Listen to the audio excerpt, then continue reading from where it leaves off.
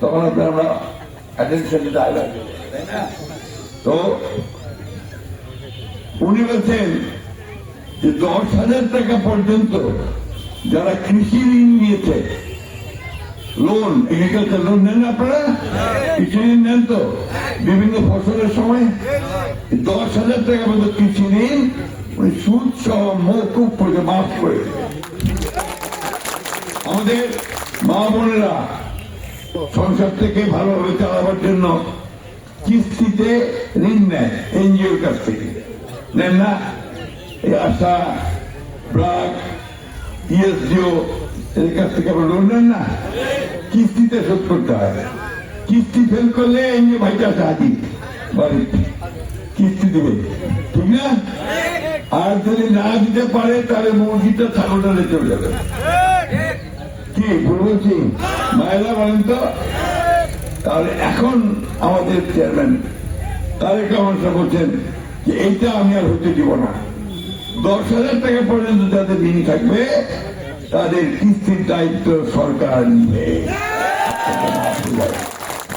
আমার মা বোনেরা, মা আরেকটা কথা যেটা আমাদের সকলকে আপনার খুশি করেছে, যে আমাদের ছেলেরা বিএ পাস করে, এমএ পাস করে, অনেকে ইঞ্জিনিয়ার হয়, ডাক্তার হয়, কিন্তু চাকরি খুঁজে পায় না, তাই না? তো উনি বলছেন যে আগামী 1.5 বছরের মধ্যে উনি 1 কোটি মানুষকে চাকরি দিবেন, 1 কোটি মানুষের চাকরি ব্যবস্থা করবেন।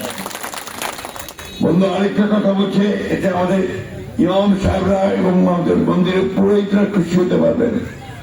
তিনি বলেছেন যে আমাদের ইমাম সাহেবরা মসজিদের খাদেম, মুয়াজ্জিন, তারা বেতন পায় না, সবাই মিলে কিছু টাকা পয়সা তুলে দেয়, কোন রকম চলতে হয়। তিনি বলছেন সরকারি ভাবে তাদের বেতনের ব্যবস্থা করা হবে, আর মন্দিরের পুরোহিতদেরকে তাদের প্রতি সরকারি ভাবে ভাতা প্রদান করবেন। এই তো গেল ভাই, আমি যেটা আপনাদের কাছে নিয়ে আসছিলাম সেটা আপনাদেরকে জানালাম। আমার কিছু কথা আছে। এই যে দল বাছাই করার ব্যাপারে, এই দলটা, এই জামাতে ইসলাম দলটা 1971 সালে আমার যুদ্ধে বাধা দিয়েছে, সহায়তা করা তো দূরে থাক।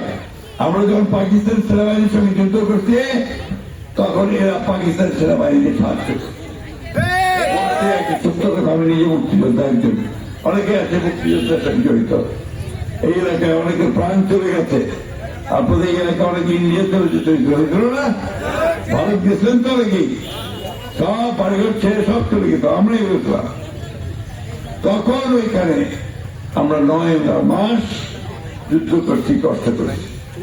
সেই দলটা যারা আমাদের মুক্তিযুদ্ধে সহায়তা করবে, সাহায্য করবে, উল্টো পাকিস্তান সেনাবাহিনীকে সাহায্য করতে, তাদের কাছে কি আমার এই দেশকে আমি নিরাপদ মনে করতে পারি? নিরাপদ মনে করতে পারি? তাহলে কি তারা আমাদের কাছে ভোট আশা করতে পারে? বন্ধুগণ, এরা আমার হুমকি দিচ্ছে এখন।